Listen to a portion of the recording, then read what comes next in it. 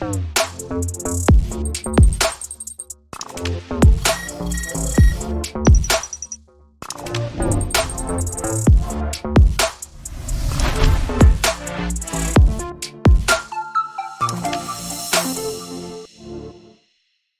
and come, and obviously lots of other things have been happening in the interesting lives of ourselves. As one way we could argue it, right? But when you've got different things going on, I've got different things, and we're at that point now where we're at 2025. It means that we've both got a lot of stories and a lot of insights to be sharing. Some of it a little bit seminal, in terms of some of the news that has passed and what I did originally say over the time, and some of it a little bit more contemporary. So we're gonna look at some of the things that we might have missed over the weeks, but still have a place in football, and part of the season 2 journey that we're on, highlighting all the things that happen in world football. And we're off to a good start because there's been some football today, which is always a great way to start the new year. But whilst we have both professional football to look forward to, we have grassroots football. So it'd be good to open up this little bit of the segment about you talking about your grassroots teammate as assistant gaffer as you are. You've brought the Pep Guardiola / Mourinho essence back into the club. I hear they've somewhat improved their defensive features at the back since your arrival, and return to the club, mate. But you've got something to look forward to this Saturday, which is very exciting. Yeah, it's going to be a big game. Season defining, you could say early on, but it's a good test for us to see where we're at. I mean, we're in all 3 cups, so it's something to look forward to. And I'm really excited to, be with the club, see what we can achieve. We went on a Christmas do leading up to Christmas, and it was just good to get everyone together, for team morale. And but yeah, it's great to be back involved, and I can't wait to see how the season unfolds, really. Very exciting times, mate, and I think that's the interesting thing is how the season is going to unfold. Your return, from Christmas, and how your form will then pick up Saturday, and how that'll look. Whether you get into the swing of things straight away, or whether it's going to take that few weeks to get a bit of momentum back. Because even today, I've been looking at results from Championship, the League One, League Two, and there's been a lot of draws out there today, and I'm thinking to myself, well, is that a little bit back on the back of Christmas where people are just slightly recovering, momentum's been lost? There's a little bit sluggish out there on the first day back after New Year's Eve, and New Year's Day is the opening segment of 2025. So is that why there's a number of draws? Because it's going to take those weeks of momentum. So I think that's going to be the interesting thing, is whether that picks up or whether you're just going to get off to a flying start, which in your case, hopefully it's the flying start straight away, mate. Yeah, absolutely. But that's what we're pushing for. We want to push all the way. We've got nothing to lose. It's going to be a test because it's a team against that's a division higher than us, and they're fighting for their title in their league. Like we're fighting for the title in our league, so it should be a good one, mate. Yeah, sounds like a good one, and definitely be an interesting game. And I look forward to talking to either a happy Jordan or an upset one. Either way, I hope the happy one portrays a little bit more on Saturday from the results that will come out. But obviously on the 1st of January now, mate, there's 2 things which happened today, right? And I'm hoping that you can tell me what they both are without me giving you the answer straight away. Uh, Plymouth's first game without Rooney. Not bad, yes. That is one you could argue, which is going to come up in this conversation. And the other, oh blimey, I should know. I mean, I haven't seen for Brentford score. I don't know if that's any relation.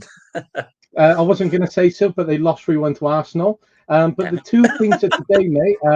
The interesting thing is that the transfer window opens, and Thomas Tuchel actually starts his reign as England manager. So Of course, a yeah. little bit of a fresh start for 2025.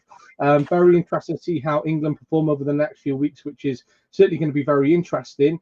And I think it will be very positive if we get off to a good start, get some wins under, and then just build that momentum in terms of the national team and get that belief behind him. Because one of the worst things we could do is lose or draw the first opening games, and then suddenly he's got the wrath of the nation on his back before he's even started. But I think there's going to be positive things from it, as we've discussed in previous weeks. But my biggest focus today, mate, is before we talk about Tuchel, a little bit later on in a little bit more detail. The transfer window's open, so there's a couple of rumours floating around in world football, as we know. Obviously, Trent Alexander-Arnold, he's open to talk with various clubs now, and we'll get onto that in a moment. We have Mo Salah, and then we have Virgil van Dijk. Now, from a lot of discussions, it seems that Virgil van Dijk is pretty much sewn up. He will stay at the club, and he wants to stay there for the next 2, 3, 4 years possibly. And he's very open to staying. And I think the club want him to stay because I saw a stat the other day that he has started every one of Liverpool's last 49 games in a row, for example, which is an incredible stat and shows how important he is to the club, especially in that transition of manager between Jurgen Klopp and Arne Slot. And then we have Mo Salah, who's been linked with various moves around and whether he is going to stay. I think that's still up in the air at the moment.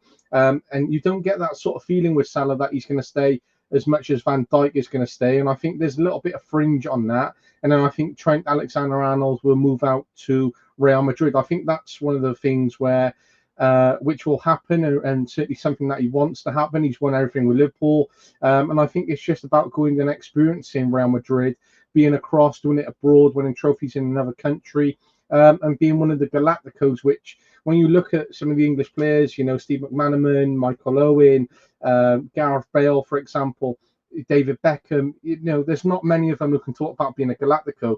So if you can be one of those few players and go on and do it and push yourself towards perhaps a Ballon d'Or, then you're going to open up a legacy as an England player rather than staying at Liverpool all your career. Now, people talk about, you know, Carragher and Gerrard and then Liverpool greats, well loved, etc.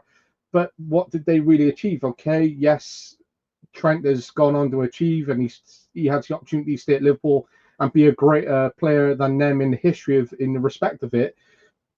But if you're Trent Alexander-Arnold, George, do you stay at Liverpool and become a Liverpool legend, or do you go off to Real Madrid and take that chance? Mm. Realistically, because he's achieved everything at Liverpool, new challenges, fresh.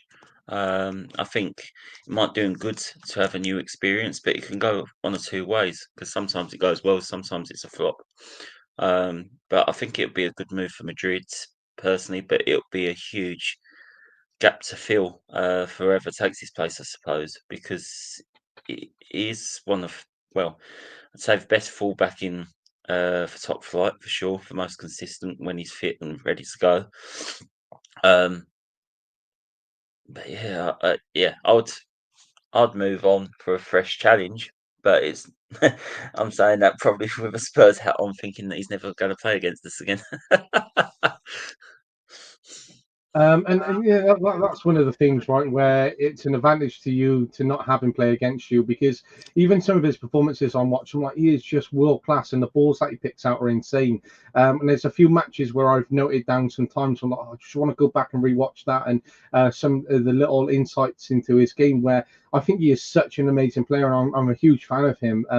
But I saw that Michael Owen posted on Twitter last night that Trent Alexander should take that move, that he's more entitled to it, that it would be good for his career, and giving a bit of perspective around that.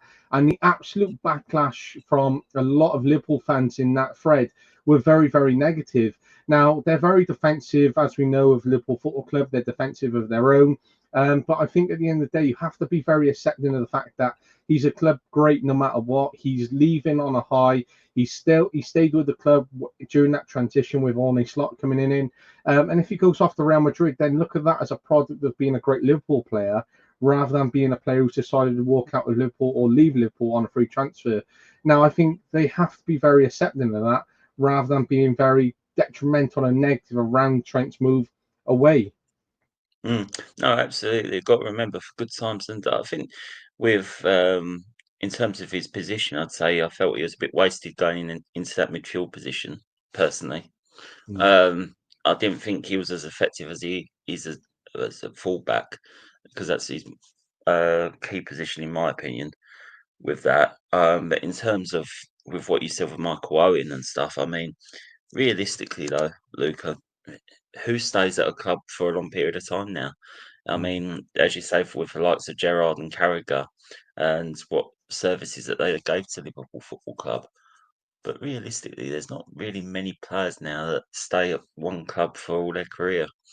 And it would be good for him, I suppose, with Alexander Arnold to go to Real to link up with Jude Bellingham.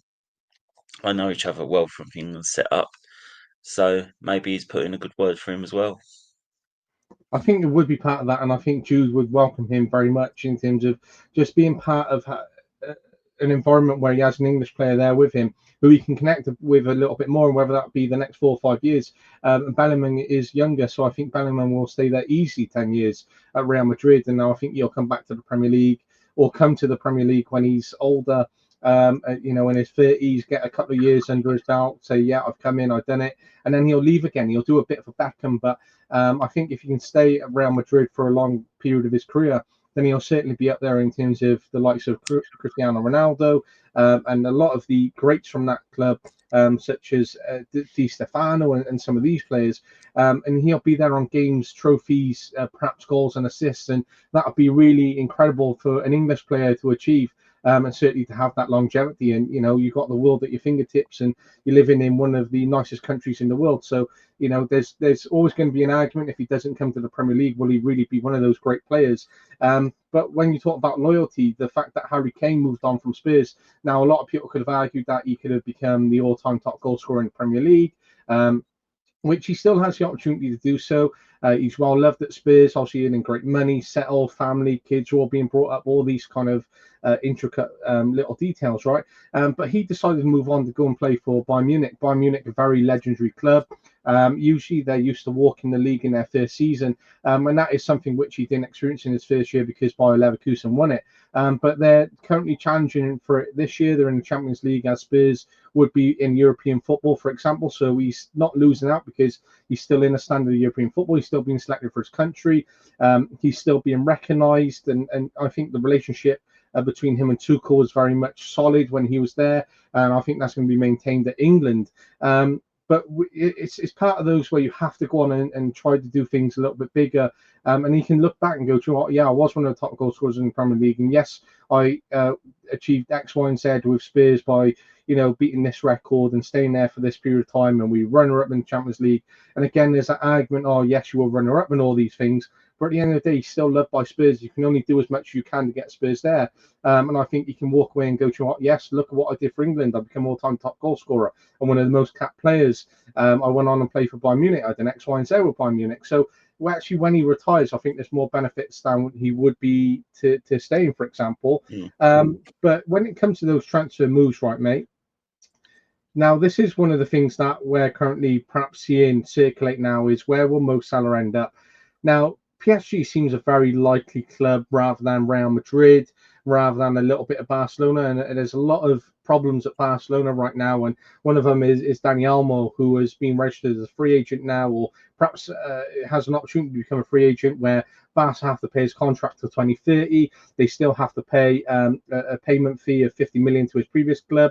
And they haven't been able to register him because they've been having these kind of issues for the last 2 years. But Mo Salah is perhaps linked with PSG. Do you think that's a good move, or do you think he's better off staying at Liverpool? On that front, I'd say he's better staying at Liverpool. I think it's a bit underwhelming, PSG, personally. I mean, there was all that hype a few years ago that PSG were up-and-coming team in Europe to fight on all fronts. Yeah, it improved PSG, undoubtedly, but I still think it's underwhelming where he's still arguably in the best league in the world in the Premiership with Liverpool. And that's what everyone wants on their CVs, isn't it? Is that they want to say that they've acclaimed so many things in the Premiership. Maybe he needs that fresh start, but I don't think PSG's the right one. I'm just going to put it out there. I think, spoiler alert, I think he'll go to Chelsea. Really? You reckon? Yeah. Yeah, I've got a funny feeling that there's something in there.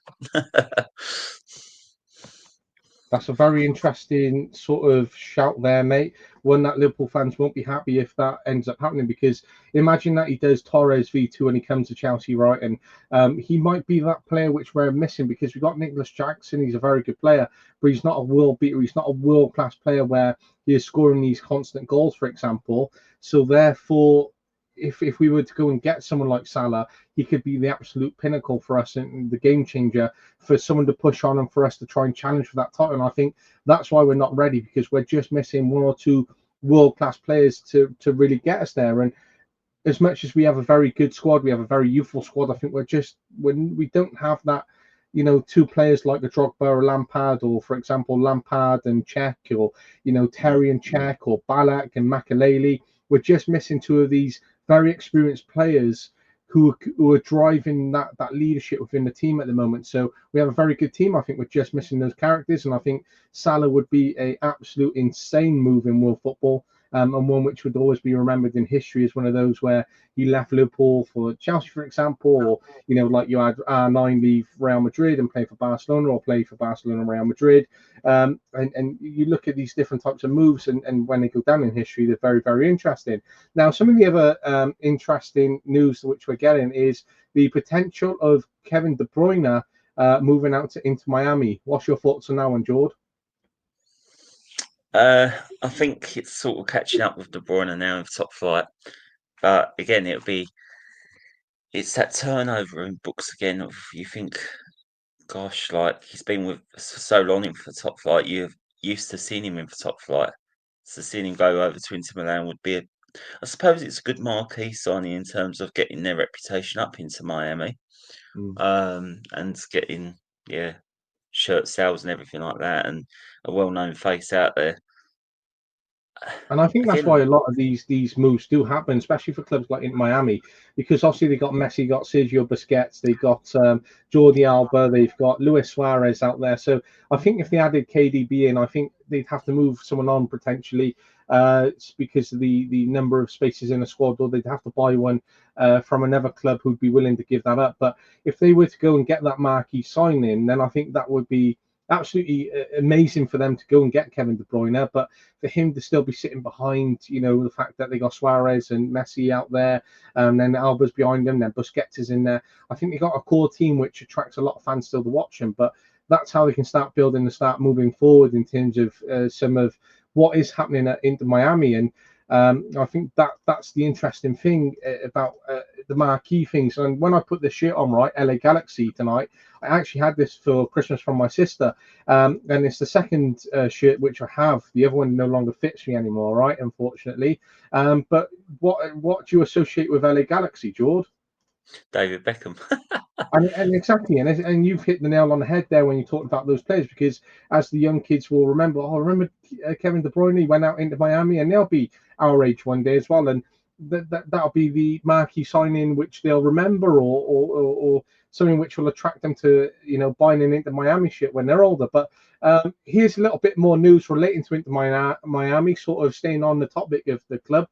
They went out and appointed Javier Mascherano into his first full-time managerial position at the club, which again brings a little bit of status into the club, attracting a former Barcelona player. Obviously knows Alba, Busquets, Messi and Suarez really well, and fits part of that dynamic, taking over from Gerardo Martino, who was the former Barcelona manager of all those players at one point as well. So there's a big Barcelona connection being made into Miami, which is very, very interesting. But he's actually done okay with the youth teams at Argentina for the last few years. But we know that doesn't always translate in terms of that headship role full time. What's your sort of feeling around Mascherano being appointed a manager? Proof is in for pudding, as they say. But I think it could be a good. I mean, that if that's his first team environment, that could be a very shrewd bit of business. It's again that marketing, that marquee out there, getting the name out there because people will be talking about it. I mean, yeah, it's an interesting one, but the thing that comes to mind is with Mascherano there, and then you said about the players. America's up and coming in terms of football and what they want to achieve with it by bringing for status out there for getting players in and that. But it just makes me wonder how they can afford it financially, I suppose.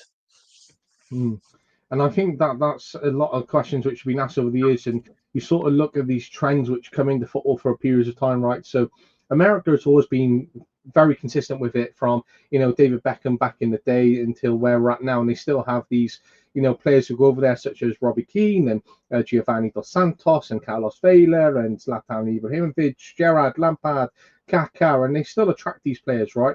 But we see it in terms of where we have these trends where Russian football years ago, they went out and bought a few players, including Samuel Eto'o. Then we saw it in China where they attracted a lot of players, Drogba, Anelka, Oscar. They had various managers out there, Fabiano Cannavaro, Marcelo Lippi, and the list of players went on. And then we saw it in terms of some of the players in America and the trend over there where they moved.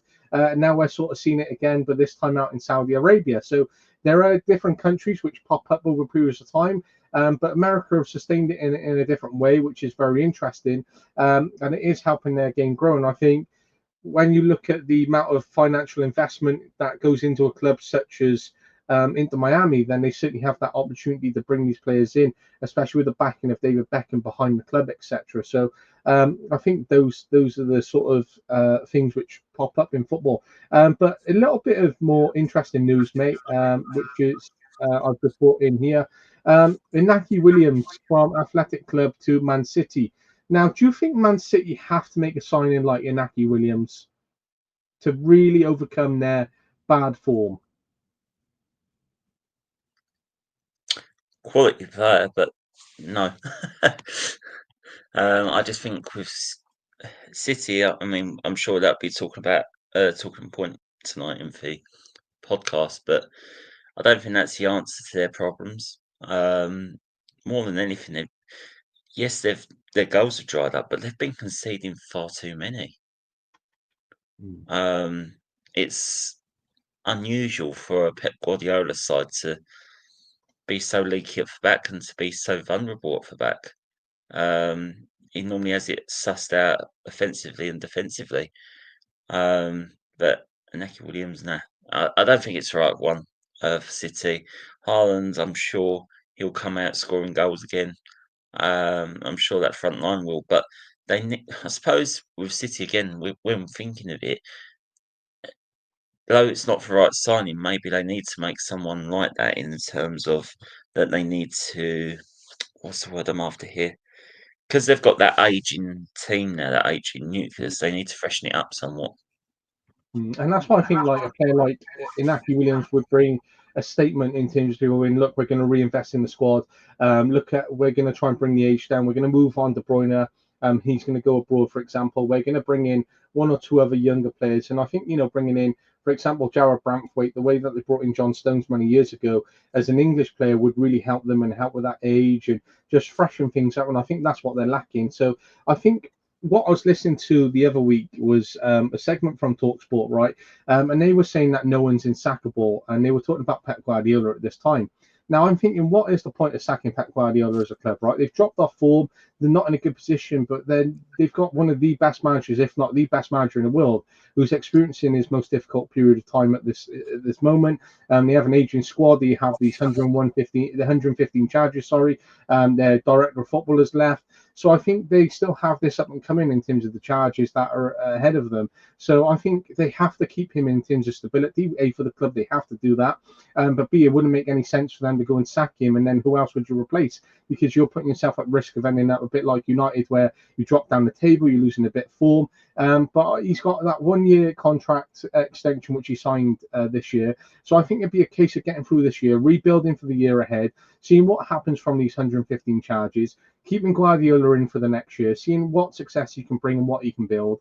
And then for him, I think it'll be very difficult for him to leave the club straight away in terms of not having success at the end of that contract next year, because I think people then will start to cast a little bit of doubt over him when none of that should really exist because of the success that he's brought to the club. But I also think that he has to, he will want to stay, I think, and leave on a high note rather than a negative note, just to keep himself in good stead, even though he doesn't have to. I think his own personal ambition will, but I think it'd be interesting the fact that who City go after next as manager will be very interesting, and I think that'll come up in season 3 of our podcast of this episode of this content type which we're recording, mate. But I think that they won't sack him, and he is effectively unsackable. A, because of the position that they're in, and B, because of what he's achieved at the club.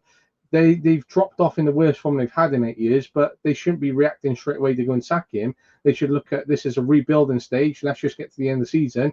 Doesn't matter if we don't qualify for the Champions League, as much as it will matter in terms of finances and position and all these sort of other little details. So actually, it's about us rebuilding and reinvesting. And we're in a good place because we don't have to rely on Champions League funding. We've got this from the owners. So that's the sort of perspective on Guardiola. But do you think he is sackable? Do I think he's sackable? Not really. And again, like you say, it shouldn't be a case of that for what he's achieved at City. Realistically, I mean, we're both like coaches in the game, Luca, but every coach and every manager, whatever standing you have in the game, goes through a rough spell and a tough spell. And it's just down to people above whether they give the trust in you. And I do think they have that in Pep. It's just they need to ride the storm out. They can't go crashing in, making waves for no reason. That's, as you say, it shouldn't be even considered really. Because I mean, I've said this about like football, love watching it and everything like that, VAR, different things. But if something like that was to happen, that Pep was to be sacked or whatever, then I would say then football has gone in some senses because where would the loyalty be, you know? And I do feel with that in most top flight football now, loyalty is very, how do I put it? It's not very well reciprocated, if you like. I mean, I was seeing a staggering statistic yesterday, I think it was, and they were saying like 24 championship clubs, like just under half of them have been sacked or moved on. I mean, that's championship football we're talking about in that context. So it's a very cutthroat business, but I think people getting more pressures from all sorts. It's coming from the board, but it's also coming from supporters. And supporters don't voice their opinions just at games now. Supporters voice it on social media, and a lot of people take that on board. They test waters with that really, because I think I heard somewhere say that they was not about Pep, but they was testing it to try and sack a manager to see how it would be as a fan's reaction before they actually made it official. Now, that even sounds bonkers in itself for the modern day game. If you're that manager in that position, but you're in them sort of rumours, them murmurs going around, you'd feel quite crappy, really, because you're trying to do your best to get out of that rut. And I'm sure Pep is, but something's not been right with City this season. Don't know what it is. I don't think it's that he's lost the dressing room. I think they're just burnt out from all the seasons previous where they've just been fighting after title and for Champions League and so on and so forth. So I really do hope that City stick with him. Otherwise, if anything was something inevitable was to happen, then I would really question that, and that I'm sure that would be a huge talking point on the podcast. And I think sort of Liverpool, you say a lot of good points there, but I think we saw that with Liverpool where they did have a kind of burnout, and that's why Jurgen Klopp moved on, and why perhaps few of their most effective players effectively are in a position where, as a club, we haven't signed them down to long-term contracts. Now, it would be effective to go and keep all three of them, for example, especially Trent because of his age.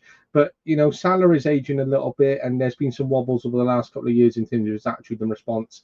Now, Van Dijk, there's been arguments that he is slowing down at times, but he's still a world-class defender. Now, you have an opportunity to go out and replace both of these and look at world-class players you can replace him with. So if you let Salah go, you're bringing in Naki Williams, for example, you're actually in a really good position where you can justify moving him on and having that longevity which you're building and refreshing and keeping that squad there. Or actually, you could argue that you could keep both players and bring in Naki Williams in, for example. So I think we saw elements of it at Liverpool where they were a little bit burnt out, and now Arnold Slott's come in and he's just refreshed it. And it's very hard to maintain a high elite class of success over the period of time like City have, and not to drop off a little bit and to have that kind of breather and just to rebuild and come in. And so I think that's the kind of space that we're in. But that loyalty isn't always reciprocated. But actually, I think we're seeing it in touch little moments more than often right now. Because for me, I was quite surprised that it took Wolves so long to sack Gary O'Neill, right? Mm. And fair play to them for keeping him on for a little bit longer. And again, I've seen some threads on Twitter where Wolves fans have been very unhappy, and they even highlighted it in the match the other night on Sky Sports or Amazon, I think it was, whereby they looked at the owner and said, "Oh, actually, there's been a few problems here for a few years. Fans are unhappy. He's not invested the money," and some of that still stems back to Nuno Espiroto Santo, which I'm going to come on to a little bit later on, right? Um, but they stayed with Gary O'Neill for a period of time. We're seeing Spurs stick with Ange Postecoglou right now, even though there's a lot of fan base turning against him. There's a lot of questions over him sticking to his identity of football. Now, him sticking to his identity of football is sort of being argued in the same way by Ruben Amorim right now, where it is this identity they have to push this across rather than adapting their style to meet the players' needs. Actually, the players need to adapt to them. And there's always arguments around how coaching and management perceives these kind of things. But I think we're just seeing that loyalty just a touch come in at the moment. And I'm very interested in how Spurs approach this over the next few weeks, especially if results continue this way, right, mate? I think we've talked about the point multiple times and some of the reasoning behind this. But I think just a little bit of touch, and I'm surprised that Plymouth stayed with Rooney for as long as they did as well. But that is a very, very, very small case in terms of loyalty reciprocated in the wide world of football, for example. And it'd be very hard for me to go and look at other levels of loyalty because I'm struggling in the back of my mind to find some which is really replicated in response to your point that you made. Yeah, no, I think this is it, Luca. I think with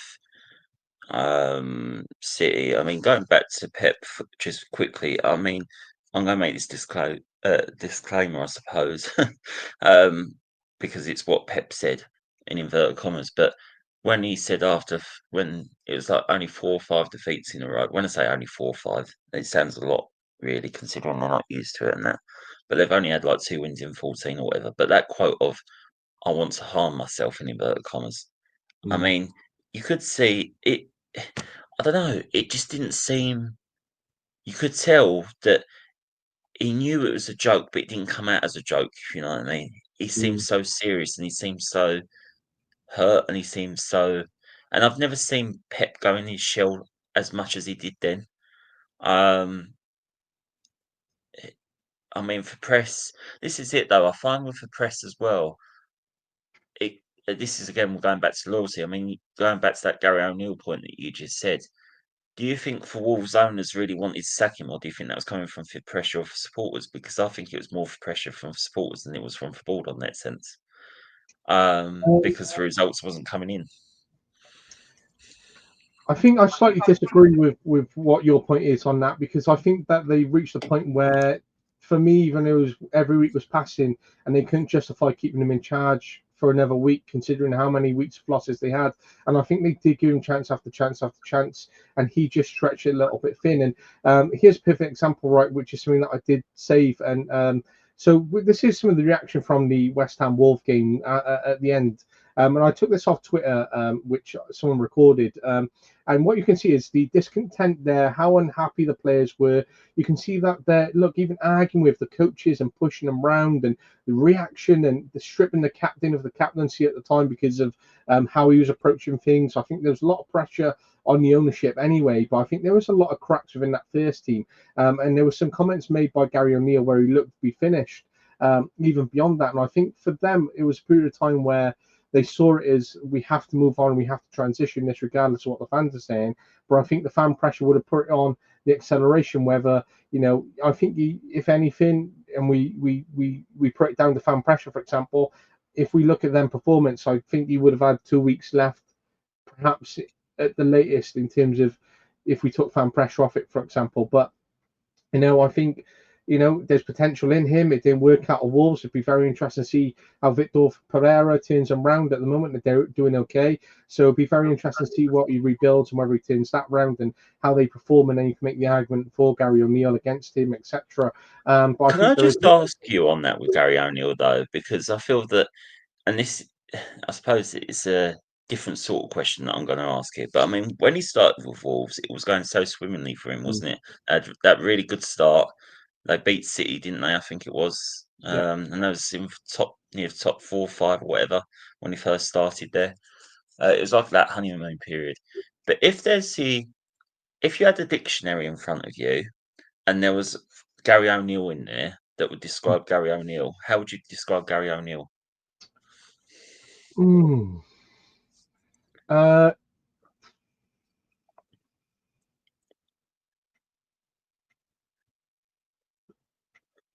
two words, right? Potential and traditional, right? A very traditional English player who has a lot of work to do if he wants to push himself at the highest level. But I think there is potential there because he kept Bournemouth up, and now we get to see him performing really well with Irola. And it'd be interesting to see how Wolves do, as I said there, with Victor Pereira. But I think there is potential, but traditional. What's your choices? This is it. I think there is potential in there, but I think there's also uh, I'm there's a word that I'm trying to think of. You might help me think of a word, but it's where you've got the potential to deliver, but you fail in a sense because there's say with the group they've got a high status of players in there that's got a few egos, like with that captaincy, with Mm, people showing their discontent. I'm trying to think of the right word for it. Um, I think this is it. I think Gary O'Neill would do very well with a championship team and build that championship team upwards.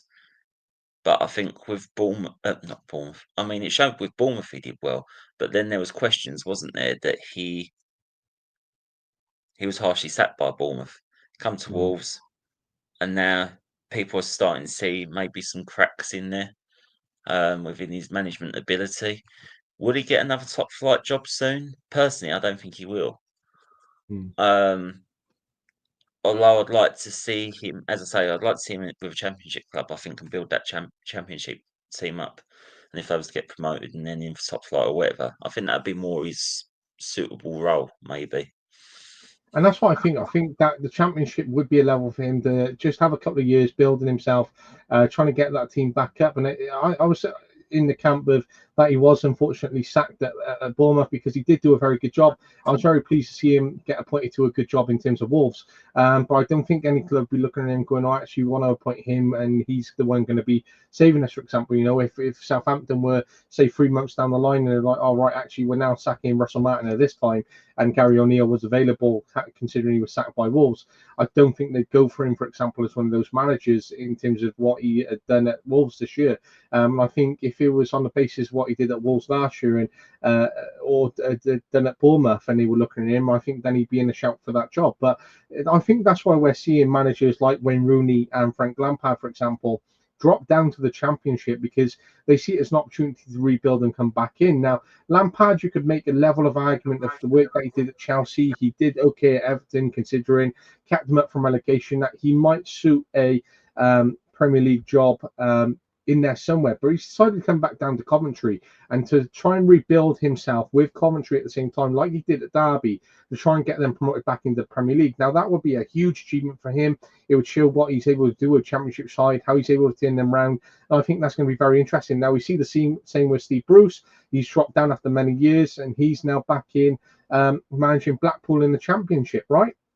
And he was someone who was consistently in the Premier League and managing there. We saw Ian Holloway manage consistently in the Premier League, now managing in League Two with Swindon, just above relegation.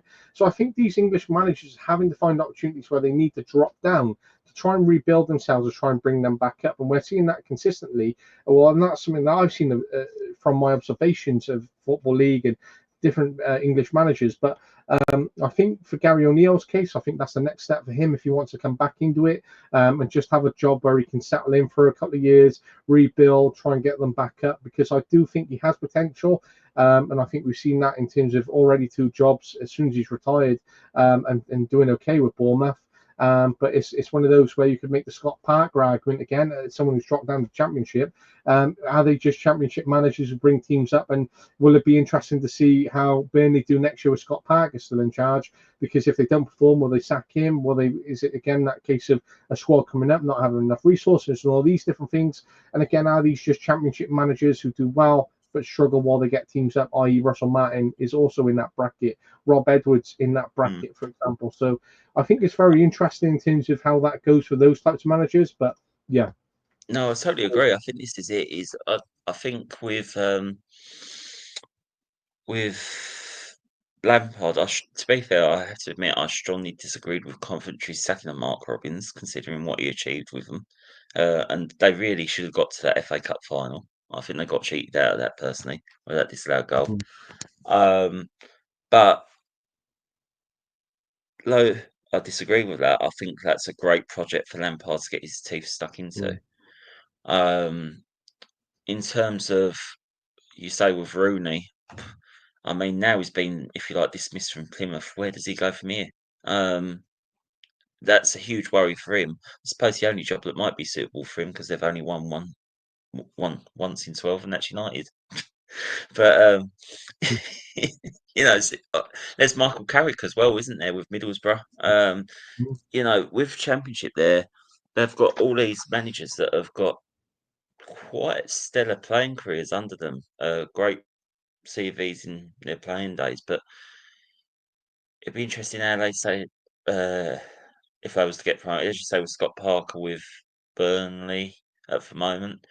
I mean, there was even talk then he got harshly dismissed by Bournemouth as well. But then Bournemouth have sort of gone to that next level with it, Iraola, so they don't have that as a fight back and say, oh well, why did you set Parker? Maybe it was the right decision in the long run. But as you say, all these different players and that used to be in England setup or top flight standard and good top flight standard. I mean, Scott Parker was on Spurs' books for a few years. Lampard at Chelsea, Rooney was at United. But I think this is the difference that I see is that, as I've always said, good players don't always make good managers.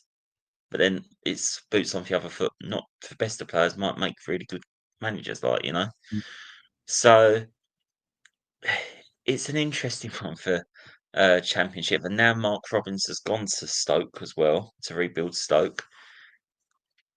I'm inclined to see what Championship throws up for the second half of the season because I think it's going to be really exciting. I think it's going to be really exciting as well. And I think, when you start to tier those managers, I think there's levels to be argued in terms of what Lampard's done and success. And you compare that to Rooney. Rooney doesn't sit in the same kind of tier in terms of management at the moment of what Lampard done. Now, what Lampard has done hasn't been exhaustive, but he's had a lot more success than what Rooney has at the moment. And same with Scott Parker. And I think Michael Carrick there has been consistently knocking on the door for playoffs with Middlesbrough, and he's still in the same job that he's had for 3 years. So he's doing okay compared to Rooney and Lampard in terms of their turnover of jobs. But when I think of it, right, I think, Gerrard got sacked from Aston Villa. He was doing a horrific job there in the end. And I think that's why he went abroad to Saudi Arabia, because he's like, I'm not dropping down to the Championship. I'm too good for the Championship. I won the Premier League up in Scotland with Rangers. Now I'm going to go abroad after the Premier League with Aston Villa. And if I can stay out there for a few years, win a cup or two, push a good squad and be seen almost as if a Graham Potter sort of perspective, right, where he's gone abroad, there's a good English manager doing well, then an English club in the Premier League might go, well, Gerrard's over there, he's doing well, we can probably pay his compensation off. He has some Premier League experience, didn't work out great the last time, but look where he's been doing. And I think he takes in consideration what Nuno Espiroto Santo's done. He got sacked from Spurs, he went out to Al Hilal and won the league out there and was performing very, very well. Now he's back in England with Nottingham Forest, and they're up there pushing for the title, potentially pushing for the title. European football, they're challenging, they're playing well. One of the most solid defenses out there right now, which is insane. But this is what I saw last night, and I screenshotted this. Nuno Espiroto Santo was sacked by Spurs within 6 months of his reign. Since then, he's guided Nottingham Forest to second in the table, while Spurs sit 11th. 17th in the league upon taking over the Champions League positions from Nottingham Forest, with one of the best defences in the league, 5 wins in a row. Chris Wood performing well, and a side that has quickly been transformed. Now, I've always liked Nuno Espiroto Santo, but I think Gerrard sort of sees himself in a position where, well, actually, can I go abroad and come back and do this? But Is there an argument there that Nuno is a better manager than Ange Postecoglou?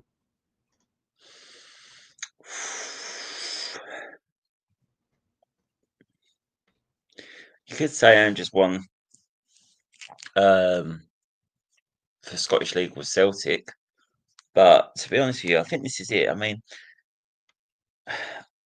I'm not an Ange out, and I'm still not an Ange out. I want to back him until the very end. I'm going to say that, and if I come and contradict myself later on in the season, then I hold my hands up now. But I think one thing that I do agree with what some people say is that it's okay winning for Scottish League, winning for Japanese League, doing well with Australia, whatever. But for top flight is a different level. The difference is with Nuno, as you say, is with Spurs for that amount of time. Then he went abroad and then he's come back. I felt at Wolves he did a good job. He got them to a FA Cup semi-final, I think, on top of my head, and he didn't get enough praise then, even with Wolves, for what he did achieve. It's now that I feel that he's had that little experience with Spurs, albeit it 3-4 months, whatever it was. Then he's gone abroad. Then he's come back. It's made him come back as a new character. It's made him maybe mature a lot more. It's made him assess things a lot more, and he seems to do well with projects like a Forest or a Wolves to build on. And I think I heard them say the other day as a statistic. I can't remember the exact year, but they beat Forest the other. They beat Forest. They beat Everton the other day, and then they beat Liverpool earlier in the season at Anfield. So both good Merseyside sides they're beaten away from home. And that's the first time that Forest have done that since the 1800s or something. Now that is some staggering statistic in itself, but that is surely a good omen for Forest to do something special this season. Now, Chris Wood, he's been a journeyman all his career, but he's finding his scoring boots here with Nuno's style, Nuno's system. I look on it in some respects that I do feel really empathetic for Nuno in a sense of when he got given the Spurs job, it was made clear in the media he was sixth choice. He wasn't first choice. He wasn't even second or third. If you got that plan in your head, oh, well, they've only chosen me because I'm like sixth choice. That wouldn't fuel you for a lot of motivation, really, even though you're representing probably one of the top 6, 7 clubs in the Premier League. You'd feel half-mast with it all. But I do feel that Daniel Levy, though for football, I say at times was, I'm not going to call it pants, it just wasn't for Spurs' way, But I felt that Levy pulled the trigger too early. And that come again probably from the pressure from the supporters to make Levy pull the trigger like he did. I remember that Nuno had that really good start with Spurs. He won like 3 or 4 out of 4 or something, and kept clean sheets in them all. Again, that wasn't Spurs' way, considering what we've seen these last few years with Ange. But it still was results. We were still winning games. And I think Nuno is proven, in answer to your question, in a final answer, I think Nuno is proving more of his worth and stint that he can adjust with what players he's got, adjust his styles somewhat. That he can get over the line. Because I think with Wolves, he played with predominantly a back three. Now with Forest, I think it's predominantly a back four. So he can adjust. He does know it very well. He's been experienced as a player. He played for Porto. And so on and so forth. Maybe something with Porto, I can't remember. You might be able to clear that up for me. I think he's a good manager, Nuno. I think what we're seeing in terms of how he's built upon Nottingham Forest in terms of the work that Steve Cooper's done and really accelerated them has been very interesting. But again, there's been a little bit of kudos around Steve Cooper for the work that he did do at Nottingham Forest. And again, sacked and in that sort of bracket where was that too soon? Was the trigger pulled because of fan pressure? And he did an okay job at Leicester, and again he's been sacked for it. But I think it's a little bit squeaky bum time for Ruud van Nistelrooy, because I was very happy to see him be appointed as manager of Leicester. I think he showed a lot of potential from his work at PSV and as caretaker manager of United. But it's not going well at the moment for Leicester. And if he ends up getting relegated, then personally, I think they should stick with him and go, right, you were the man we wanted. It hasn't worked out. Go in the Championship and rebuild, because otherwise he ends up sort of in the same bracket as Rooney, where he gets sacked from a job, hasn't done well in the Premier League, he's left PSV. How many clubs want to look at him? And he could end up a bit like Ole Gunnar Solskjaer, sort of roaming the free world, not employed anywhere, but does have potential as a manager and perhaps waiting for the next right project, which is certainly out there somewhere. But I think it's interesting to see the dynamics when it comes into how a club sacks a manager and transition. Now, in Forest's case, they've done very well to go and make that transition and where they're performing.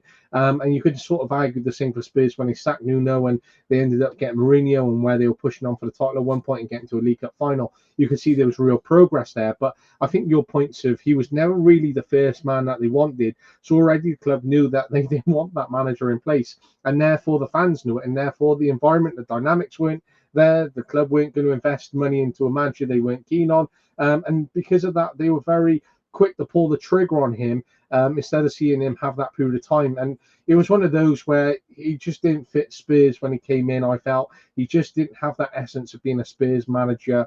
And it's just unfortunate that it didn't work out for him, because they sacked him very quickly. But I'm glad that he's gone away abroad, rebuilt himself, and now is performing very well in the Premier League. But when we come back to Forest themselves, right, George, do you think they're in a serious shout for challenging for the title? Yes, I do. I think they're going. I think it's going to be Liverpool's to win, but I do think Forest are going to give them a run for their money. They seem to be the most consistent. They might not score as many goals, but they do keep them out. And it's shown already this season, as we were saying, with playing United away, playing Liverpool away, playing Everton away, playing Spurs at home. All these teams, and they've got pretty much full quota of their points in that respect.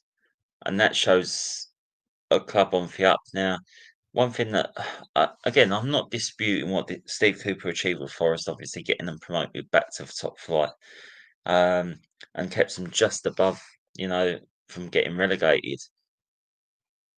You could argue that it's Steve Cooper that started it all, maybe, but I think Nuno's just gone to that next level up here. But then on the other hand, Nuno's brought some of his own signings in that have settled in and adjusted quite well, and they're looking really exciting. I actually enjoy watching Forest play. When I was watching them play Spurs on Boxing Day on Prime, I was amazed with their structure and everything. They looked really well organised. And that front three behind the striker of wood, I mean, Alanga, Gibbs, White and Hudson-Odoi. I mean, that is some frontline for creativity and pace and counter-attacking football again, which is suitable to Nuno's sort of style of football, really. And just to sort of keeping that essence of managers moving on. Now, here's one where West Ham are sort of in the same position where they've had Lopetegui appointed at the start of this year. We can take Sergio Conceição out of there now because he's been appointed AC Milan and that was confirmed. But West Ham have been linked with Graham Potter, Kasper Højlund, and Edin Terzic, who's a very good Dortmund manager, a very good manager of Denmark. And then we have a 50-50 split on the views of Graham Potter, which we've discussed over the last few weeks. But if you're West Ham now, do you look and stay with Lopetegui until the end of the season? Because there are some moments where they're playing really well, or do you give in to fan pressure where they end up sacking him because there's a lot of questions over how he's handling the squad, how they're playing, whether they're inconsistent or not? Or do you look at going, right, which one of these three managers do I now look at? Do I go and get in Edin Terzic and look at someone who can play Champions League level football and someone who has that potential? Or actually would sit in the same bracket as Lopetegui, because we've gone for someone who's managed the Spanish national team, managed Real Madrid, someone who's managed in the Champions League, someone who's managed in the Euros, and yet it isn't working out. We're only 4 or 5 months into his employment. do we go and repeat the same process just with another manager and look to invest all this money and change it round already? So if you're David Sullivan or you're at the West Ham hierarchy, do you look at these and go, do you know what, I actually fancy having Graham Potter in charge more than Lopetegui, or do I stay in charge and keep Lopetegui as manager? What would you do if you were West Ham? This is it. I think West Ham's in a stagnant stage. And what I mean by that is that I just feel that, and again, this is not, I'm not trying to sound rude to any West Ham fans that could be listening into this, but really, under David Moyes, that was a team that was a mid-table team, and they won for Conference League. Don't get me wrong, but they was pushing gradually because I suppose they was improving under Moyes' reign all the time. With Lopetegui, they seem to have gone back down into that transition of a mid-table essence. Now, West Ham, I could be speaking way out of turn here, but they don't seem to tend to appoint really exciting managers as such. I mean, Graham Potter or Erdin Terzic, that's two names that are linked there. They're also being linked with Spurs job if Ange was to walk. Now, West Ham's in that situation, again, cat and mouse really. As you said, do they sack him and try and go for one of these before Spurs go in and sack potentially Ange, And then they could lose out on one of them two quality managers that's suitable for them and probably suitable for Spurs in that respect. So they're in a very awkward situation, I think. And with Lopetegui, we said it in the pod that we did a few months ago when I went to that, West Ham United game on a neutral front. There were some of his decisions that I didn't necessarily agree with, like he didn't start Somerville that day, which probably again with him and Kudos and Paquetá maybe and Bowen, that should be your strong front four, but he doesn't seem to, or he didn't seem on that day to play all them together. You've got to put your strongest team forward, and for consent around West Ham fans on for train going to the ground was, is he really going with this again? Oh, I've had enough of him already. Now, is it because they've got that status, that mindset now, West Ham supporters? Well, we've won for Conference League. We want to push on now. And I don't know if, as it sort of didn't work out for him at Wolves in the end, I don't think it will work out for him at West Ham. But then I'm not a fan of sacking him after maybe 6 months into a job. What do you think? I think West Ham are always that club where they feel that they're bigger than they are, but they're in realistic terms that they're doing okay considering the stature of the club and the finances that they put in, considering what they're now competing with. And we're seeing the Premier League get tougher and tougher, right? Where Brighton are doing well this year, Nottingham Forest are up there doing well. We've seen City and United drop off, but Chelsea are really pushing up there. Aston Villa are pushing up there. Arsenal are consistent up there. Spurs have dropped off massively. So when you look at those clubs which have dropped off and whether you push them back up, then where is West Ham? Bournemouth have been up there pushing for places recently, right? So it is really, really competitive. And I think West Ham have to be accepting of the fact that they got a manager which they can really push and build with for the long term. But finishing in these positions and perhaps being on the fringes of Europe and being in and out of Europe is just the type of club that they are, and they have to be okay with that, for example.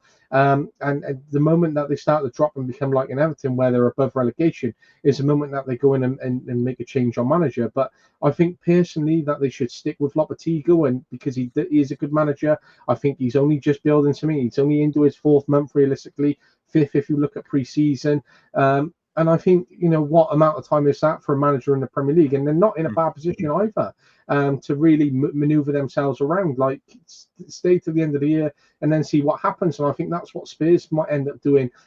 And then looking at what they do with Postecoglou, whether they reinvest in the squad next year and stick with him as a long-term manager, or whether they feel, it perhaps hasn't worked out, but we stick with you. We've learned from our mistakes of Nuno Espiroto Santo. And that's why I don't think that they've reacted to sacking Postecoglou at the moment, because they like him and they have potential with him. But they're also concerned of the backlash of fans, especially with the pressure Levy has been over the last few years, which me and you have discussed about multiple times. But they've learned from Conte, Mourinho and Santos and that's why they're not sacking Postecoglou so quickly.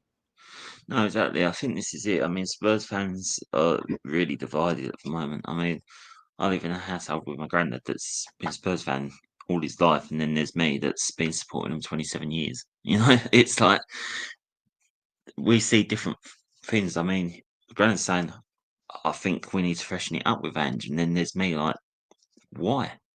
We've got like 11 players out injured.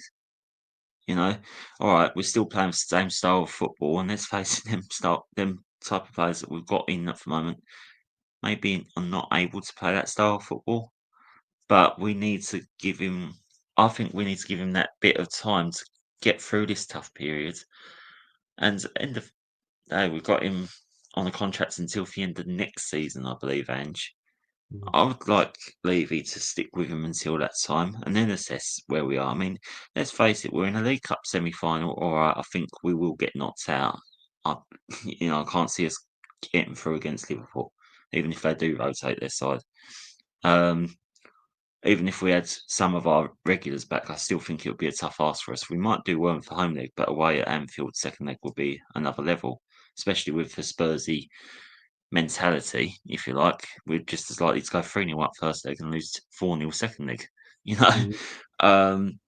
But we're still in that. We're in the FA Cup that's still yet to kick off.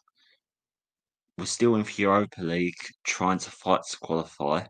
So we're all in these competitions fighting one way or another to try and balance books. And I've already said that I'd rather take a lower league position, but we actually win a trophy this season. Because I just would like us to, and again, for Ange's point of sake, I win trophies in the second season, mate. That's what I do. Sort of vein. That's what I'd like with Ange. Yes, the style can be a bit like, really hot and mouth stuff. I was wearing my Fitbit watching the Man United game when Fraser Forster made the mistakes. My heart rate went up to 120 beats a minute. That's how stressful it was. But as he says, are you not entertained? And it's the most entertained I've been watching Spurs over for years. So I suppose it's a different between me and my grand, a different generation. But it goes back to that point with West Ham with Lopetegui. They're out for Carabao Cup. Yes, they've still got the FA Cup, but realistically, are West Ham going to compete in the FA Cup? I don't think so. They're not in Europe, are they? Then I'm losing track. No, they're not. They're not in No, they're Europe. not. So, in that sense,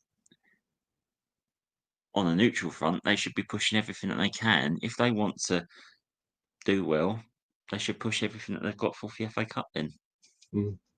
I agree, mate. I agree, and I think that's how you try to move your club forward. And if you win an FA Cup, that's a very big trophy to be winning in realistic terms. I know it's not a European trophy, for example. I know it's not the Premier League, but it still has great credibility in England. And if you're winning that as West Ham, as a club who hasn't won a domestic cup for many, many years, I think that really opens up the door on the back of some European football more recently. And it can be like, well, look, we're moving in the right direction. We started to bring cup in. Now, how do we move forward? And I think that's what Spurs are missing is actually they need a few trophies just to add to their cabinet, just to get the fans back on side a little bit, just to give them momentum to push forward. So we've discussed a lot of different points, especially around managers at the moment. We've taken that big segment focusing on managers, which has been really interesting. And there's been so much in terms of world football. But over the next 10 minutes or so, George, I'm just going to go through 10 to 15 minutes, just go through some of the next points which I've absolutely found over the last few weeks quite interesting, and you can pitch in. And we're just going to fly through these because there's so much which we could be sat here recording for 5 hours, right? And then we'll get on to Forgotten Footballers, which I'm really looking forward to because it'll be the fourth time we've done it, the second time that you've done it, right? So here we are, some of the first news. So Ashley Young, dream might come true in the FA Cup, like you were just talking about, playing against his 18-year-old son, Tyler Young, has Everton drawn Peterborough United in the FA Cup.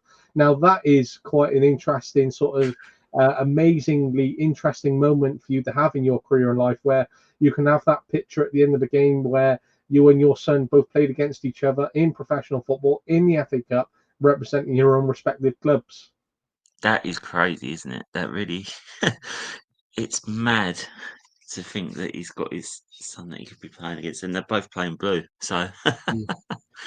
Very, very interesting. And I know that Ronaldo's son has said, "Oh, Dad, can you wait on a few more years for me to come and play with you in a professional league?" So that'll be interesting to see whether that actually does happen one day. But in this case, this is something which is in front of us right now, and something which could bring, just like you talked about when players go out to America, just that attraction to it, attraction to this game in terms of seeing both players. Like I've been attracted to this because I actually like Ashley Young. I think this is pretty cool sort of real life feature. So I'm probably going to chip into the game and see how that goes and see how they line up against each other. Now, the most unfortunate thing would be if Ashley Young gets a start, for example, and his son's bench and doesn't get any minutes. That would be the most unfortunate, unforgiving managerial decision from the opposition manager that could play. But I think it'd be interesting to see what comes from that game. Now, this is from Red Bull Salzburg, which I saw. Now, if they hadn't sold any of their players, so Haaland currently at City, Sesko's at Red Bull Leipzig, we got Sadio Mane out abroad in Saudi, Sablassi, who's at Liverpool, Sebastian, who's at Dortmund, Adiemi, who's at Dortmund. Now, there's a few questions being raised over his age over recent months, which has been quite interesting. But he's currently out on loan. You've got Teleka, who's at Lyon. You've got Pavlovic at AC Milan, Abamenko at Bayern, Lemaire at Bayern, and Golaski at Red Bull.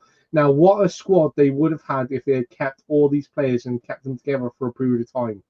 that's absolutely crazy, isn't it? It makes you wonder why. I suppose that clubs like that look for profit side of things. How they run, because most clubs run clubs as a business as opposed to a football club. I feel, Mm. but that would have been some squad for them to have competed with. That would have been up there fighting for everything. I think. I mean, Sabozla, as an example, might not. I didn't really know him that well before going to Liverpool, but he's a key instrumental figure in that Liverpool team. Mm.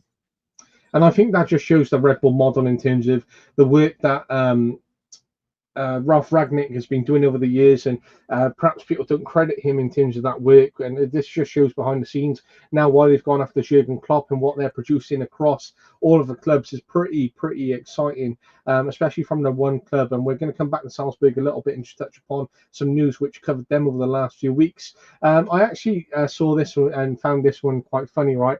And this come from Pat Rice, the former Arsenal assistant manager, legend of the club, right? A paragraph in Arsenal's book, or Pat Rice's book about his time at Arsenal. Gervinho was bullied the most. Three players, Emmanuel Frimpong, Jack Wilshere, and Carl Jenkinson, all had warnings for calling him retardinho. Sorry, I shouldn't laugh. But if we remember Gervinho, the player with his, Fred, someone with his bandana on, what an exciting player he was. I remember offloading him a few times during my saves when I played FIFA back in the day, right? But he went out to Roma. He had a good career. He was not a bad player. But he's one of those players you remember Arsenal during that time where they had, a magnitude of players like Alex Song and Yeah. Frimpong was there, and there was a return when Terry Henry came at one point. I'm trying to think of the name of the Moroccan striker, which has literally just gone out of my head. Oh, I can Shamak. picture it. Yes, that's it, Marouane Chamakh, and you have Flamini, you had Nasri. They had a magnitude of different players at that time at Arsenal. What a very interesting time, and some of the signings they came out with out of nowhere were insane. Some of the players they landed. Oh, totally. I mean, you could argue with some of the players in their prime, like Jack Wilshere was when he wasn't injured, and they didn't win anything then either. Mm. Absolutely, mate. Absolutely. Chris Coleman, he's been recently appointed a Belgian side on a 2-year deal after leaving his head coach role out in Cyprus. Someone who keeps landing these low-level jobs abroad. And I think it was only like 2 days in between him leaving one club and him taking over another club. But just a bit of news on Chris Coleman there, because he keeps bouncing around, and his record at each club is like 30% win ratio, but they continue to appoint him despite how bad he has been at every job he's had. And when I saw some responses in terms of Wales fans and some of the insights which I saw and read from them, is they would never take him back as Wales manager because they felt the success that he had during that time where we were competing and up there with England and what we were doing. He could never replicate that, and he's never really had a career since then. So it's quite interesting to see how these types of managers keep getting appointed. Now, he's doing a bit of a Gerrard, staying abroad, just continuously getting appointed with bad records, but I don't think we'll ever see him back in England, especially after the work that he did at Sunderland. No, absolutely. After watching the documentary, but I do wish him well in that respect because, for how I was perceived on the outside, he does seem one of them football's good guys. If you know what I mean, he doesn't really give out too much criticism. He's quite a nice, genuine person, so he seems. I know that doesn't make a difference in terms of doing well with management or not, but I do wish him well. But as you say, it makes you wonder, and again, maybe because of their names and everything like that, where they've been Wales and Sunderland, it helps them enable get this sort of job, you know. I agree, mate. I agree. So we talked about that one. We've talked about that one. We talked about that one. Sorry, that's Nico Williams, not Inaki Williams. Alexander Isaak potentially being linked with Newcastle move to Arsenal. I could see this as a fit. I think it'd be a good move for them. Do you think this is inevitably going to happen, Jord? If it does, I'll cry because then Arsenal will win the title I because think he's that's what another level.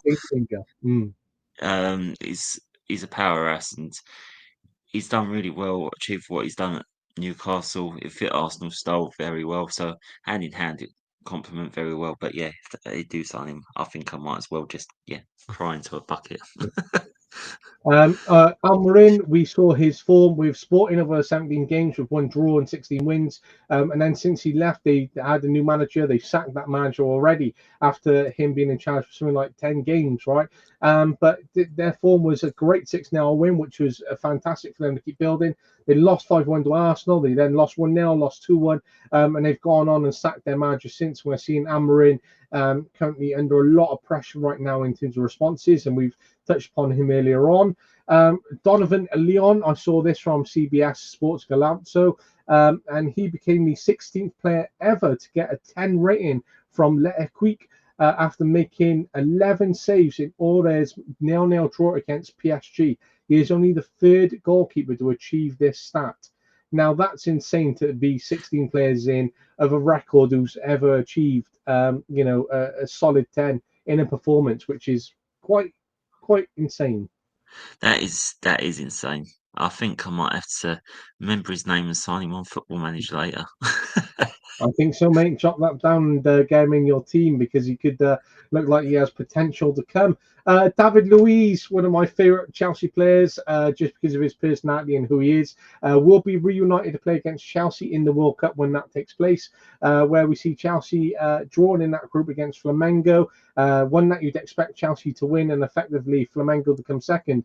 But that'll be an interesting return against the club and how he plays in that match, David Luiz. It'd be great to see him back with his curly hair. Hopefully he doesn't hit one of his 35-yard shots out of nowhere and hit top bins, because when he can slice one, it is an insane hit that he can put behind the ball. 100%. What a player. When is that? Is that January then? Late January? Yeah, up and coming, yes, soon to be seen. Blimey, that's come around quickly. But yeah, Chelsea's to win, but it would be good to see him reunited. We spoke about Gary O'Neill being sacked from his job. Naby Keita joins a club that I've never even heard of on a 1-year loan option to buy after leaving Werder Bremen. Now, this is one of those where you can talk about a football manager sort of player, right, where he's dropped down after all those years of Liverpool performing so well, and now he's at a club which is practically unknown to someone like us, right? And the kind of signings, what happens when the latter years in your career come round. Yeah, I remember Spurs playing them in Europe this year, I think, Ferencváros. But yeah, it's still a bit of a bonkers signing because I'm sure he's got a lot of his tank left in his tank to be able to give Ferencváros. Great for them. No, it's like that marquee signing for them. For them to get Naby Keita in is a great move for them, and I wish him the best of luck in terms of that move there. Dele Alli, someone who I really, really hope comes round and plays well for Como. He's been there now for 5 days after rejoining with Como, with Cesc Fabregas, and the work that's being done there in Serie A, and they're actually performing okay over there. And joins the squad of Sergio Roberto, Pepe Reina, Nico Paz, and other players who are part of that project. Now, I really, really hope he does well, even if he gets a 6-month contract to the end of the year, comes out, performs, just loves football again, and shows that he has potential and doesn't fall into the bracket of Ravel Morrison, Jesse Lingard, and just becomes one of football's forgotten players who had a good few years behind him. But do you think he has potential to come back for a couple of years, or is it just a case of he is almost practically finished? I hope it does work out for him. And I think Cesc Fabregas would be a good fit for him in that respect. Italian football is a different level of football as well. I mean, I found it strange when he went over to Besiktas because they've got hostile environments over there, considering when he was going a bit down for trajectory, should we say. But I think Italy would be a good move for him. And I hope that it makes him kick on and get back to Fideli that we know. As do I, mate. As do I, very much so. Lewis Nani, 58, now finally decided to retire. He's had quite a few clubs over the last few years after I've been following his career, but he's unfortunately called a day at the end of his career. Now, there's been some photos circulating over the last few weeks where Sir Alex Ferguson and him were sitting down to breakfast in a very boozy, very nice looking place, which looked awesome. But no more Nani in the world of football. I remember his tricks, his flicks, his step overs, his great run against Arsenal at one point as well. But what a player Nani was. I always loved Nani as a neutral, and I had a lot of fond memories of him, unfortunately. Yeah, same here, mate. And I remember his backflips as well after a goal.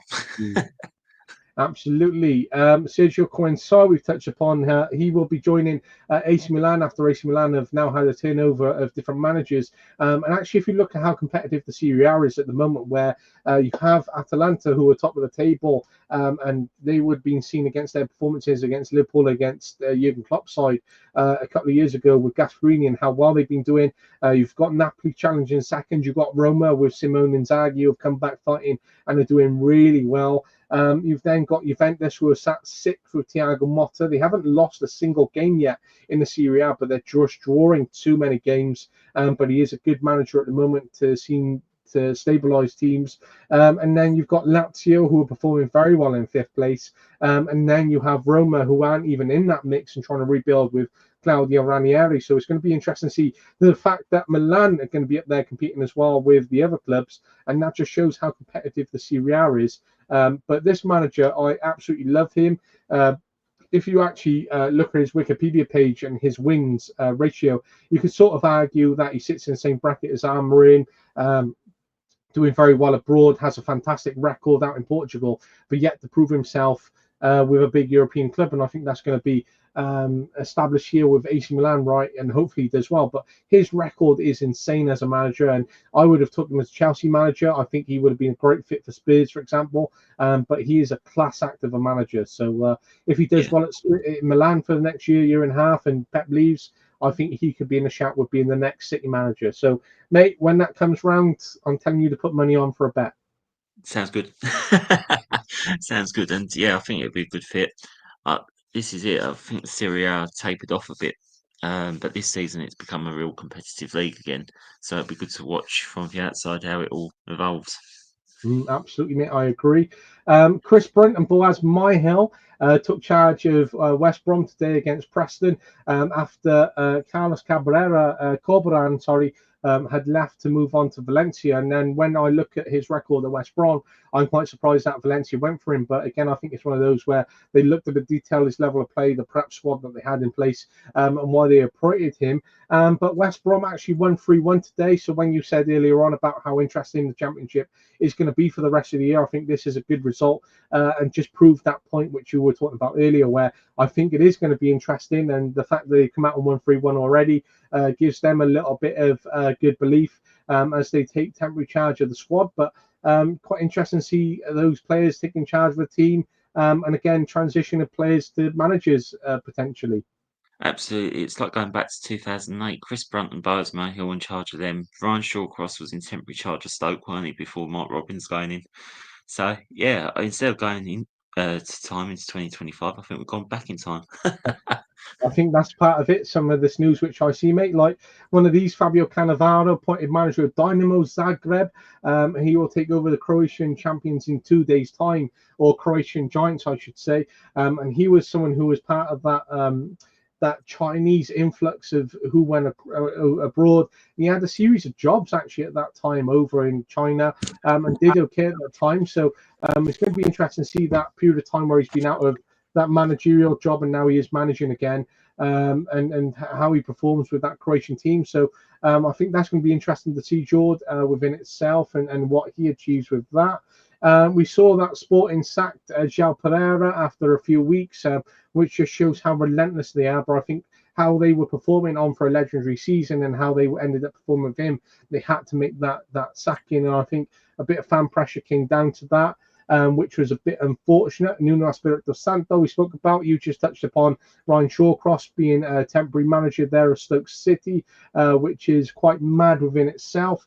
Kevin Nolan, a former player at West Ham, and someone who's now been reappointed as a manager at Northampton Town. And actually did okay as a manager, I felt, previously in previous years. But he's back in the game. So this is just former footballers coming out of the woodwork everywhere, getting appointed left, right, and centre in jobs. Jord, words on him? Crazy, but I wish him well. If he can teach his players how to score a goal, he's the right man. That's right, mate. As if every manager is the same. Red Bull Salzburg, they sacked Pep Lindner after only a few months of him being in charge.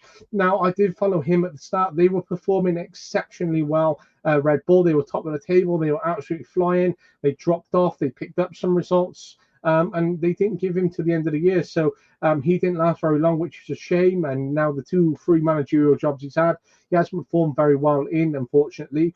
But I think Red Bull would have been one of those times where if you had perhaps given him a bit more time, then he could have performed and produced those results, especially with the potential they were producing at the start of the year. But Pep Linders is no longer manager at Red Bull, which is a shame. We saw Ole Gunnar Solskjaer, who was perhaps Bookie's favourite, as reported by TNT, who was perhaps going to be in running for the Wolverhampton job before Vitor Pereira came in. Now, if Wolves had appointed Ole Gunnar Solskjaer, Jord, do you think he would have been a good appointment? I think he would have been, actually. I still feel that he got harshly done at United. I mean, record show at Cardiff, but he was still in his early management career days then. I think after his United experience, wherever he goes, I think he'll be an asset now. I agree, mate. I agree. I think he's got a lot of potential and is a good manager. We're perhaps seeing 38-year-old Sergio Ramos potentially playing in the 2025 Club World Cup, as he could be signing for Boca Juniors, which would be an interesting move, and I think a good one for him, a bit of a marquee signing for them, for one of the greatest defenders of all time, the greatest Spanish defender that there has been in terms of Ramos. So that'll be interesting to see whether that takes place this month and whether we see him play against the likes of Chelsea and the other clubs that perform in that, and alongside David Luiz, where it does feel like we are going a bit back in time, as you said there, George. Apparently, Wolverhampton made a move for Jose Mourinho after sacking Gary O'Neill, which would have been them coming out of the woodwork going, let's go big time, doing a bit of a Spurs, let's go get Mourinho. Gary's face says it all. No, that absolutely does, mate. But we get to see Mourinho stay at Fenerbahce at the moment, which, as you said, is a very toxic environment at the moment, which has been up and down since he's been there since. Millwall decided to sack Neil Harris, or there was agreed that he stepped down. I And was that going to was say that to you. I found that very strange that they sacked someone like Neil Harris that well, it wasn't. I don't know if it's that, but what I'm trying to say is they get rid of Neil Harris, that someone understands the club to a T and their intimidating environment, etc. for them, and then they go and appoint someone like Alex Neil. Dinosaur Alex Neil, someone I've never been fond of. Alex Neil, someone who I think is a very bang average manager at best, mate. But he Totally agree. actually stepped down because he made comments about the fans in a press conference, right? And it's like, really, he's addressing the fans. Like, when we saw that video of Dean Brennan the other week with Barnett and the way that he called out the fans, we a lot of kudos to him. And then Neil Harris has done it, and the club have decided to part ways with him, which I think in the form that they've been in, and a lot of the response of the Millwall fans, which I read on that thread when this news came out, was they were all in great support of him. So that's a bit of madness there and a bit of woke It, society view. I totally agree, and I do think if Neil Harris was to keep that job, I would have put him as a dark horse bet to have got in for playoffs this year because of the form that they was in. Now Alex Neil, I think they've gone back into relegation contenders again. I agree, mate. I agree. Dinosaur Alex Neil can't stand the bloke. Ipswich manager Kieran McKenna perhaps might be the first choice of appointment if Ange Postecoglou goes. Would he be your first choice, Jord? It'd be probably in the top three, but it wouldn't be my first choice. I think he's got potential. I think he's a good manager. I've said to you before that I think he could be potential England manager one day. But he's doing okay with Ipswich considering, Yeah, but could return to Spurs. yeah, I won't be against it. Thomas Frank would be my first choice, though. Great shout. I love Thomas Frank. Every time you mention him, that makes me pleased. I was gutted the fact that Brentford lost 3-1 earlier, which was very sad to see. I actually saw this earlier on in December, right? A strange fact on Friday the 6th. Only two Premier League managers have been sacked, and that was Steve Cooper and Eric Ten Hag, and both were replaced by Ruud van Nistelrooy. Now, what a mad sort of stat or record that is, mate. That is bonkers. I had to refrain from dropping the F-bomb then, but that is bonkers, yeah. Very, very mad indeed, that mate. Very mad.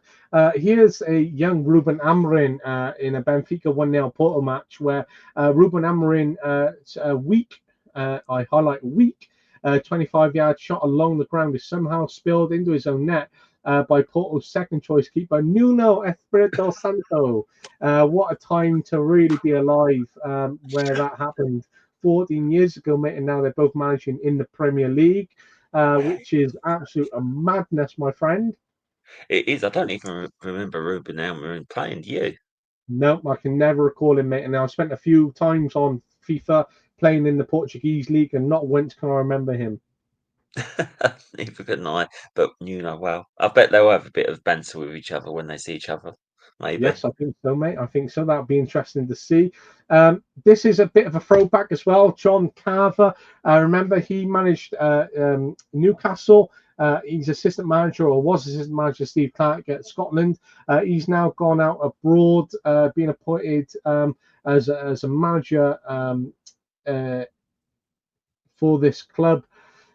Lechia Gdansk, which I believe is Polish. So fair play to him coming out of nowhere and landing that job. It's always interesting when these managers have not managed for years and years, but obviously still been in reputable roles, and they've been working with good managers and good setups, and that's the best thing you can do until you get a manager's job is remain in those roles. But how they land jobs many years after being out of the game for so long is interesting. How they land the job and how clubs like that go, John Carver, yeah, we'll go for him. He did not do well with Newcastle, but we'll give him a go. Yeah, that's an interesting one. And to be fair, I didn't know that club existed, so it'd be interesting how he gets on over there. Interesting. Yes, I'm gonna another club for me to add to my flash score list of clubs where I keep up to date with results.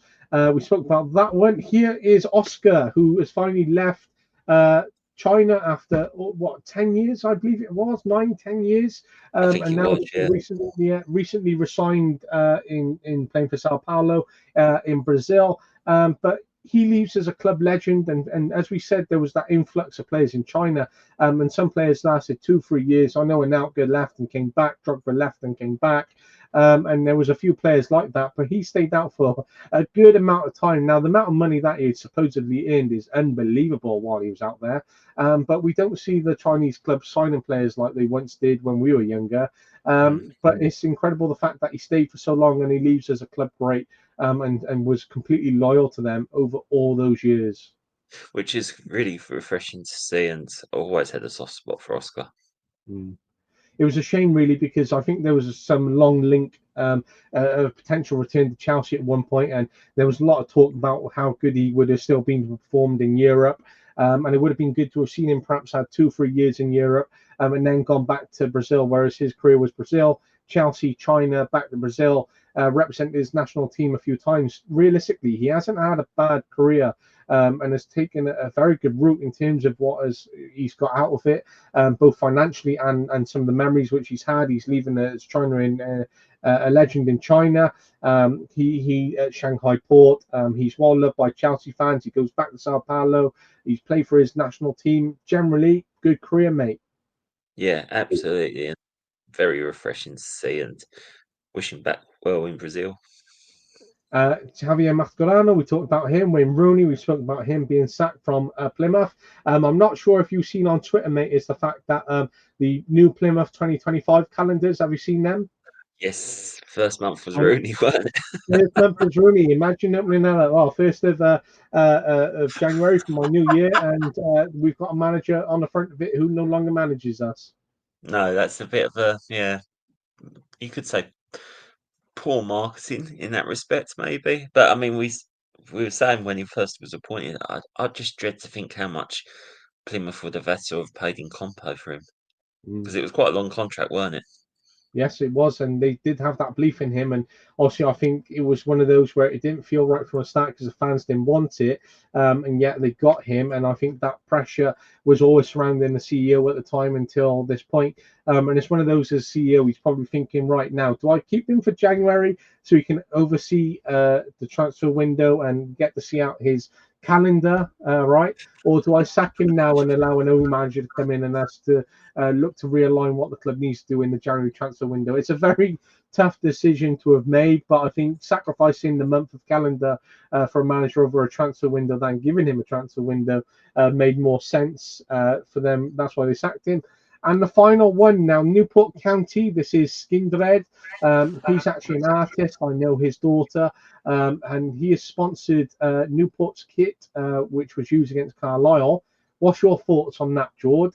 Does it look like a Jamaica kit? It does. Is Steve McLaren going to become the new Newport manager? Let's hope not, mate. Let's hope not. But it looks really fresh, actually. I like that design. I think it's one of those collector's piece to have in there, mate, and definitely to have in the collection somewhere in years to come because I think the prices on those will be ridiculously high one day in the future. I was just But about to say, yeah. concept kits, mate, they're definitely um, a thing. Now, there's also one thing which I saw yesterday, and I didn't screenshot it or save it, but we spoke about it the other week, right? And remember, I showed you those kits, right? And one of them was a Welsh kit, and it had fish and chip design all over it. Yeah. So yesterday, the company which produces that kit and another kit for a team in the area I live, they went through like a competition, and there were the two teams, and they got to the final, voting for the best kit. And the fish and chips kit won the best kit, mate, for the year by that manufacturer. Excellent. Oh my God. Oh my God. And at least it didn't get battered, it won. So that's good news. It got Absolutely, top but mate, place. top place fish and chips to go with it as well, mate. I think is brilliant. So I think as a club they would have been buzzing, but I think that just shows how much football has been covered over the last 5-6 weeks, and so much content in there, and so much information, which is truly fascinating to look at. But before we finish, mate, I know you've got forgotten footballers of the past, so it's over to you from this point, mate. No problem at all. Right. Let me see if I remember how to do this. Right.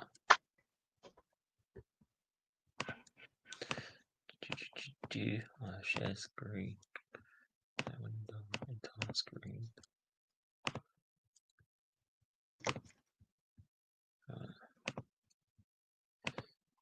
Right. Can you see my screen share? I can. Okay, so pictures. Okay. So can you see these? Now I can. Perfect. So who's this fella? Striker. Benjani. Yes. The Harry Redknapp story springs to mind. Yes, Does it mate, you? when he tried to offload him and he said no. Indeed. Okay, next one. Oh, that's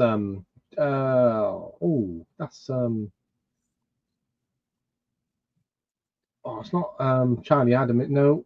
Nope. But he was a midfielder. Oh.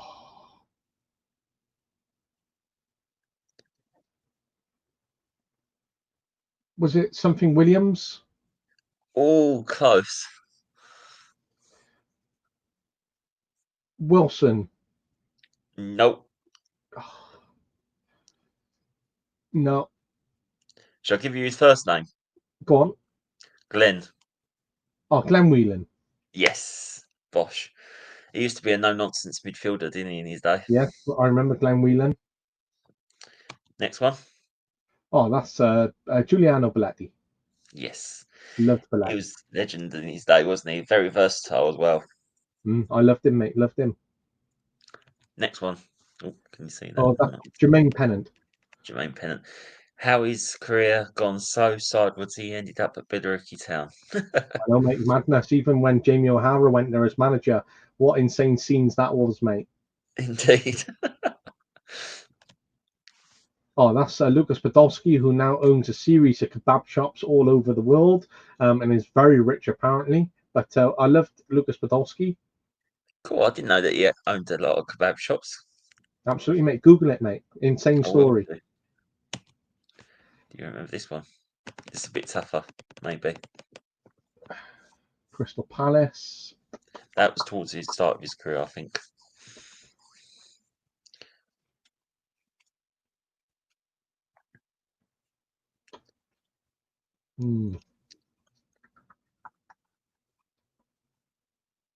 No. Shall I tell you? Yep. Marcus Bent. Really? Yep. Wow. I remember him, but I don't remember him looking like that. Yeah, that was him in his very early days. I don't know. Is he related to Darren Bent? I don't think so. I'll have to Google that one when we finish. Yep. Next one. Oh, Michael Sylvester. Yes. Was on United's books, weren't he? He was indeed. I remember him going across to America as well. I always liked Michael Sylvester. Yes. I think he played more games for Arsenal than United, though, didn't he? Or he seemed to be, anyway. He was there a good period of time at Arsenal, to be fair. Yeah, he partnered Gallas as well, didn't he? Yes. Next one. Sylvain Distin. Bloody hell. You're on it today, Luca. Well done, mate. These were good times that which we had in front of us, mate. Oh, this is Thomas Hitzelberger. No. Nope.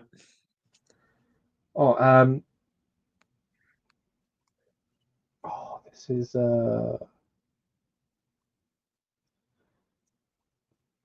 his name is sort of came into my head and then gone. This is Shall I give you his Thomas position? Hibbert. Sorry? Thomas Hibbert. Tony Hibbert. Yeah, I'll give you that. This one.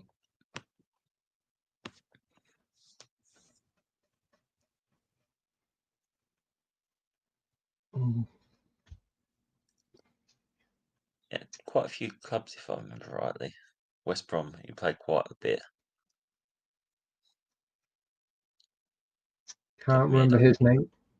Shall I give you his initials? Go on. ZG.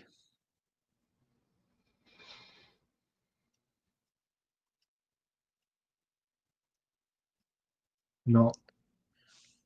Zoltan Gira. Oh wow, I forgot all about him. I And remember that's him it as well. for today.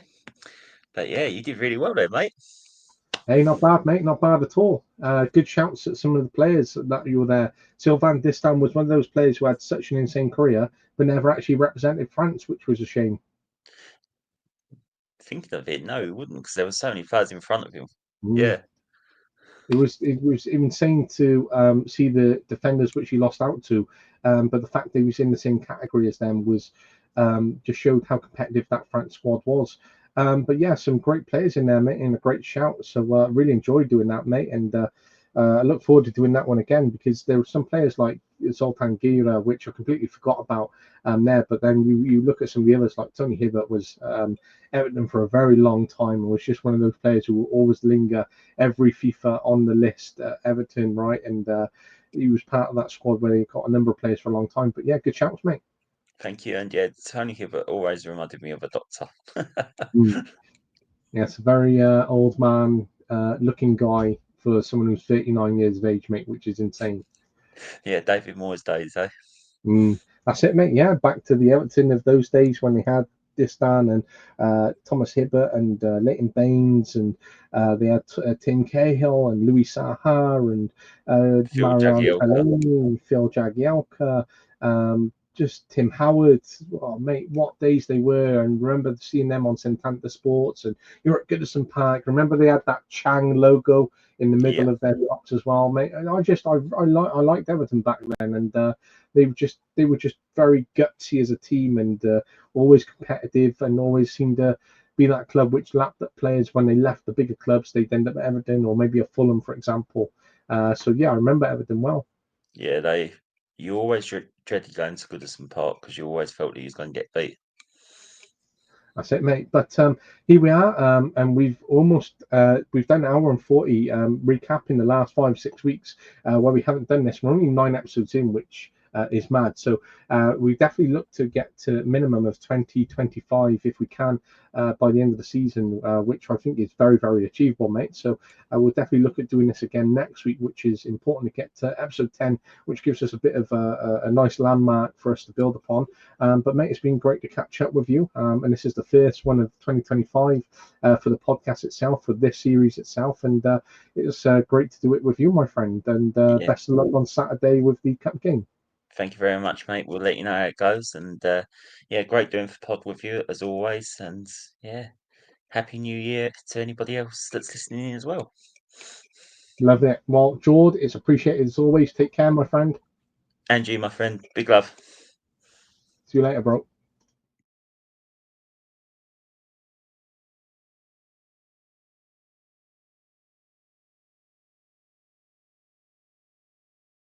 But yeah, we try to be that group that can help be there for the players as a three, because I think you mentioned earlier, you want to have different characters in the changing room. You want to have different personalities. You don't want the same kind of people, because you're not going to be able to move forward. If you've got 10 people and they all agree the same things, you're going to get to a point in time where actually you're going to become unstuck. You need that one person to actually be like, nah, I don't agree with that. Or actually, we should try this. And I think that's why the huddle works, is we're all quite different as human beings. And I think you need 3 different people in there, because some players will naturally gravitate towards me and my personality, but equally some might go to the other 2, and that's absolutely fine.